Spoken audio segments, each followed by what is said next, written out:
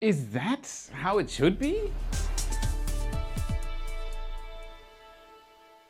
My name is Felix and I'm your host for today's episode of What About It? SpaceX has finished its super heavy test marathon once more, and there are some things we really need to talk about. SLS is returning to Earth. Did everything go as NASA wanted it to, and is Artemis II moving as planned? Let's dive right in. Starship Updates. We're in the final stretch of 2022. Besides having gone through some huge milestones for the space industry, one of the biggest for 2022 might still be ahead. The Orbital Starship flight out of Boca Chica, Texas, and SpaceX's Starbase. This is the place where SpaceX is developing the largest rocket in human history. Their goal? To put permanent human settlements on Moon and Mars. To make life multiplanetary. Anyone who understands just a little about space knows it's a very ambitious goal. Starship, the rocket needed for this task, has to be large, cheap, and rapidly reusable. Either one of these goals alone would be challenging to achieve, and yet all three must be done simultaneously to make it work. Next up, all the way on top of the milestone list, is the orbital launch. The first Starship to actually leave the atmosphere, make a 90-minute trip, re-enter the atmosphere, and perform a soft touchdown in the Pacific Ocean close to Hawaii.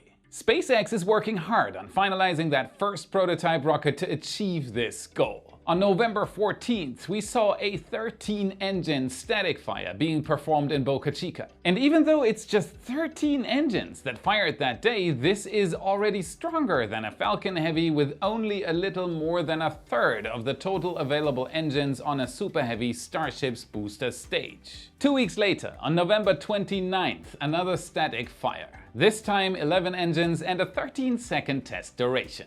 From Chief's perspective, outside the exclusion zone, we can see that the tanks aren't equally filled up. If you pay close attention to the frost lines outside the booster's hull, you can see that the liquid oxygen main tank, which holds roughly 2,800 tons of LOX, is completely filled. Whereas the methane tank on top, which holds around 800 tons of liquid CH4, is barely filled. This is because SpaceX is testing different things during these operations. In this case, the focus was on the booster's oxygen cycle. Cosmic Perspective was there too, and they created a recording of incredible quality. Let's listen in on the high-fidelity audio recording done by my friend Andrew Keating.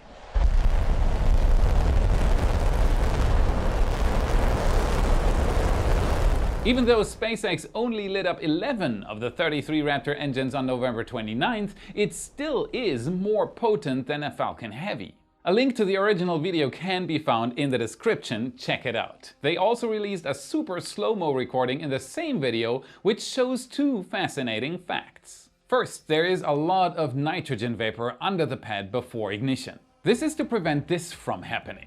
July 11th, SpaceX tried a super heavy static fire. During final preparations, methane and oxygen from the engines got trapped under the launch mount and created an explosive mixture. As soon as engine ignition occurred, the gases under the booster ignited and created a powerful explosion. To fix this issue, SpaceX now releases nitrogen under the launch mount to keep the gas mix from reaching a combustible mixture. Ignition occurs and the flames shoot down through the nitrogen vapor. And here comes the fascinating part. As soon as those flames hit the ground under the launch mount, the energy they carry immediately gets thrown up again. Visible shockwaves get reflected by the flat concrete base under the booster. And as you can see, they go straight up again, at the speed of sound. This can cause damage to the rocket, and it is the main reason why every other launch mount of larger rockets has some sort of flame diverter system. It is to prevent these shockwaves from bouncing back at the rocket. It's still unclear how SpaceX is dealing with this issue. Can the current design just withstand these shockwaves? The exhaust hits the ground under the pad at roughly 500 meters per second. Is Super Heavy super tough? It would certainly be one explanation. But not only the rocket is in trouble at this stage. Debris can be accelerated to supersonic speeds, hitting infrastructure. Pipes are subjected to the supersonic flow. The concrete seems to have improved massively though. This can be seen at the end of the November 14th static fire. Those are concrete fragments from under the orbital launch mount catapulted all over the place. Over Thanksgiving, SpaceX replaced the concrete with a different mixture before the November 29th static fire. And the result can only be described as outstanding. There is no visible debris after the ignition. For a 33-engine static fire, SpaceX could try to create a pressure-based flame diverter, which would also solve the shockwave problem. With a staged engine ignition, SpaceX could create a pocket of dense air under the orbital launch mount, which acts similar to a flame diverter as soon as an exhaust gas flow is created. I believe that is SpaceX's plan, a virtual flame diverter. We'll have to wait for slow-mo recording of a full 33-engine ignition to confirm the theory. Booster 7 is now back in the Mega Bay. Engines have been taken out, likely to check them out and do further updates and improvements to the engine bay shielding. A part of the damage inflicted onto the orbital launch mount by these static fires can be seen in these epic pictures taken by Chief on November 30th. The shielding surrounding all important pipes is paying off. Damage from the flames is limited mainly to the lower parts of the OLM legs. If you're wondering why SpaceX even bothers with replacing the paint on the launch mount legs so often, this is due to the close proximity to the ocean and not due to SpaceX wanting it to look pretty at all times. These pictures were taken on December 2nd, so only 4 days after the last static fire, and you can clearly see what steel does next to a salty ocean without a protective layer of paint. So this is not about a beauty contest, but a constant fight against salt blown in by wind from the ocean, which makes steel rust much faster. One of the downsides of building the test facilities so close to the ocean. The blast berms separating the launch pad from the large fuel farm behind it have not taken any visible damage, but SpaceX is raising the height simultaneously. This could indicate at least some damage to the fuel farm on previous static fires. On Ship 24, SpaceX is still concentrating on the heat shield. This picture, taken by Starship Gazer on November 25th, shows extensive scaffolding and heat tiles being removed from Starship 25 in a specific pattern. Fast forward to November 30th, and Chief being back from his Thanksgiving break, the holes in the heat shield are gone.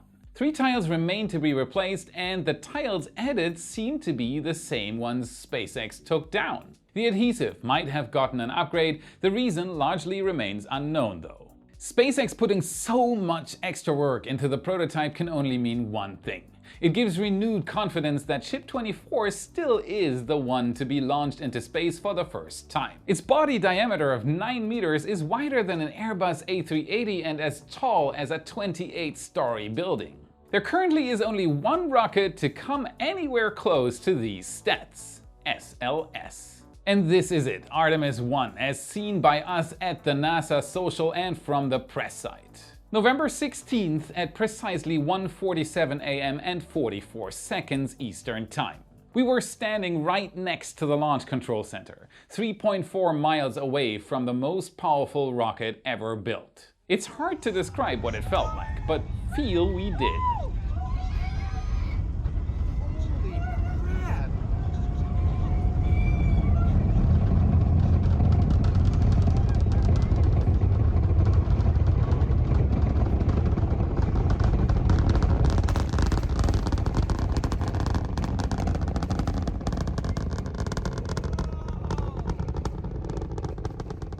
As bright as the sun, from total darkness in the middle of the night to bright daylight, including a blue sky. Surreal.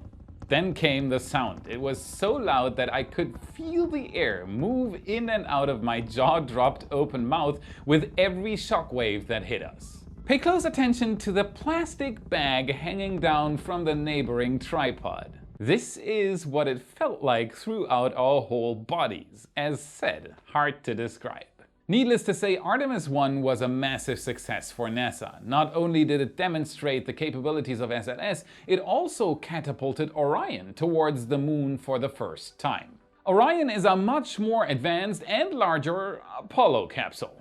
Side by side, the difference becomes visible. While both vehicles take a similar approach of service module and capsule, and both are built for a water landing, Orion has a much bigger diameter of 5 meters and a much larger internal volume of 9 cubic meters compared to Apollo's 3.9 meter diameter and 6.2 cubic meters of volume. Orion can carry 4+2, while Apollo could carry 3+2.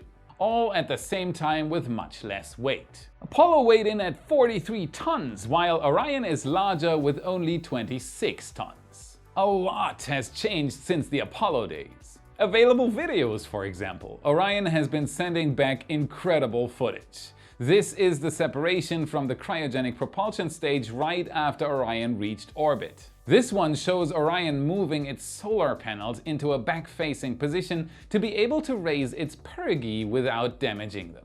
And these videos are just mesmerizing. Taken by Orion's cameras, these pictures show what Artemis is supposed to do in the future: bring humanity back to the moon and later to Mars. Tomorrow, December 7th, will be the 50th anniversary of Apollo 17. 50 years since Gene Cernan and Harrison Schmitt were the last to walk on the moon. Now Orion is on the way back to Earth. Its systems are preparing for a splashdown off the coast of Southern California on December 11th. NASA achieved a few historical milestones on this first uncrewed Artemis mission. Orion coasted above the lunar surface at an altitude of 96 kilometers, then it went out to more than 64,000 kilometers away from the moon. The farthest any human-rated spacecraft has ever been from Earth. Hundreds of thousands watched as Artemis I had its closest approach to the moon. After traveling the distance back to Earth, Artemis I will splash down in the ocean off the coast of California after separating from the European service module. This will be the most critical part of the mission. The most important goal is to test the capsule's heat shield and re-entry capability. Entering the atmosphere at around 40,000 kilometers per hour, it exceeds the low Earth orbit re-entry speeds of SpaceX's Crew Dragon by a whopping 13,000 kilometers per hour. Orion will need to get rid of the energy SLS gave it at launch. Once all this is done, NASA will get to work analyzing the capsule. Validating the systems and improving details are the only things left before a crewed Artemis II can launch no earlier than May 2024. And progress is being made rapidly. These are the 4 RS-25 engines to be used on Artemis II's core stage. 2 engines have been flown up to 15 times on shuttle missions, and the remaining 2 are new. The Artemis II engine section has been in the final assembly since May and is being joined with the rest of the core stage. The Orion capsule, to be the home for the Artemis II astronauts in 2024, is in final assembly. Its systems were fired up for the first time in May this year. The European service module is far along, serving as Orion's primary power and propulsion component. Vital systems to keep the Artemis II astronauts alive and breathing, like providing water and oxygen, are part of its tasks. For Artemis III, SpaceX will join the team providing the lunar lander. Heavily being worked on behind closed doors, with astronaut flight controls among the items being actively worked on right now, the Lunar Starship will serve as the lander and the habitat for Artemis III. Many milestones still need to be finished, but talks I had with a NASA astronaut actively working together with SpaceX have shown me that they are much further along than expected. If everything goes well, all this is just the foundation for what's to come.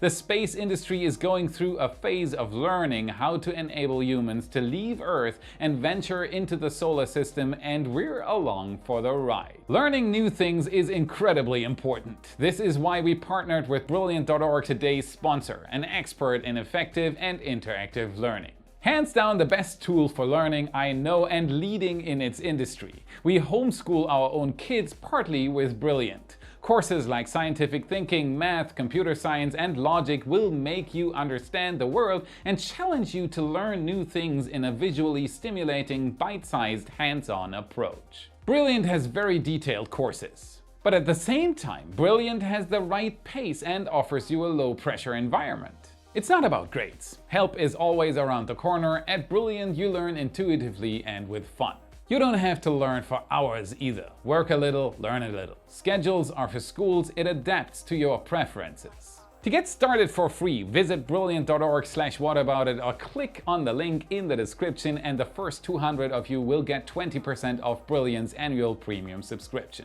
You learn something new every day, and in return you help What About It as well. That's it for today. Make sure to check out our Why/Where merch store. December is filled with promo campaigns for Christmas. And if you want to get even smarter about space and rockets, watch this video next to continue the journey. Thank you very much for watching, and I'll see you again in the next episode. A part of the damage inflicted onto the Orbital by a whopping